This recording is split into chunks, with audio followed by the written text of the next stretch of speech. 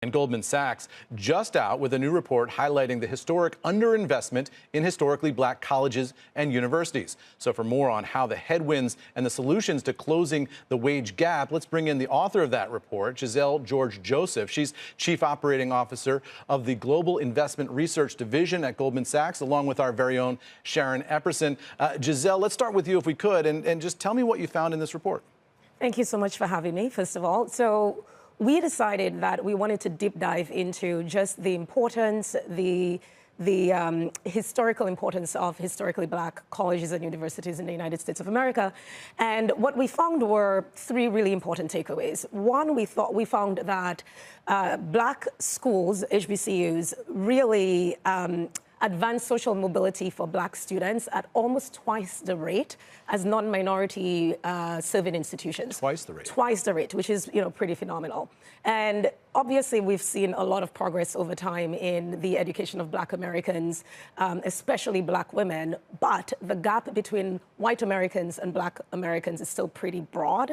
And so that is really essential. Number two, and really important, HBCUs were created, in prior to 1964, that's kind of the federal designation for what an HBCU is. And they have a long history and have been very diligent in keeping on mission in educating black Americans. We can go as far back to Thurgood Marshall, Martin Luther King Jr., currently, Kamala Harris, our current vice president. So there's a long history of HBCUs really focused on empowering and equalizing the positions of black Americans. And number three, which is pretty significant, it is that HBCUs create a safe environment for black students and for low-income Americans to be able to go to school. If you look back to 2019, we look at the data around sort of race-based or hate-based crime on campus. 60% of that is driven by race, which is pretty phenomenal in this day and age, right? And so creating an environment where black Americans and low-income kids feel like they can go to a school and feel safe is really important. And one other just stat I want to highlight, HBCUs make up 2.5% of the schools in the US. They educate over 9% of black Americans. 13% of the actual undergraduate degrees that are conferred on black Americans really come from HBCUs. Over 20% of STEM degrees come from HBCUs for black Americans every year.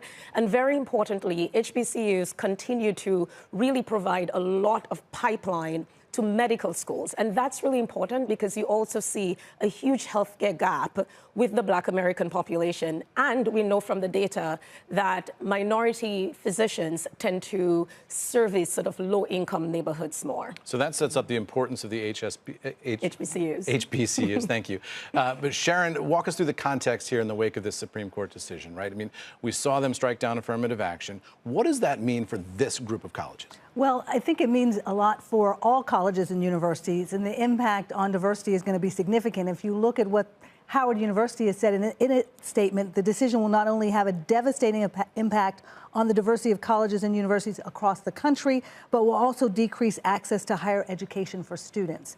But that said, because of the statistics that were just outlined in terms of the small number of colleges that are HBCUs in this country, but the disproportionate number of graduates getting bachelor's degrees, STEM degrees, and medical degrees, there may be more of a focus on HBCUs for very talented students looking to where they want to go for higher education. So the president of Delaware State University made that point, saying that more students of color who might have chosen to apply to a predominantly white institution will now apply to and attend a HBCU instead. So is that sort of the unintended consequence of this, as a silver lining for these colleges, where they're going to have a broader applicant pool and maybe a higher skilled applicant pool coming in? It could be, but keep in mind that many students are going for further education. And as they're looking broadly to graduate programs, again, this decision is going to have an adverse effect on black students pursuing those advanced degrees. Right. So there are other It's not just the undergraduate level. Presidents making that point, absolutely. So Giselle, if you can,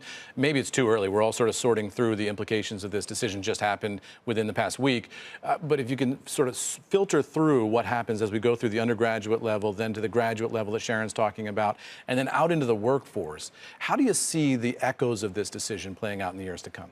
Well, one of the key tenets of our inclusive growth research at Goldman Sachs is that if we are able to sort of address some of the racial disparities that we see in the economy, that is not just the fair thing to do, it's not just the right thing to do, but it's good for business and it's good for the economy. And we want that equity, we should want that equality. At Goldman, we say we want an economy that's working for everybody. And so that, I think, is one of the focus areas of the research, is just the importance of the investment in these organizations, right? In these institutions that we see in the research has been historically underfunded for many, many years. So that's a huge focus for us.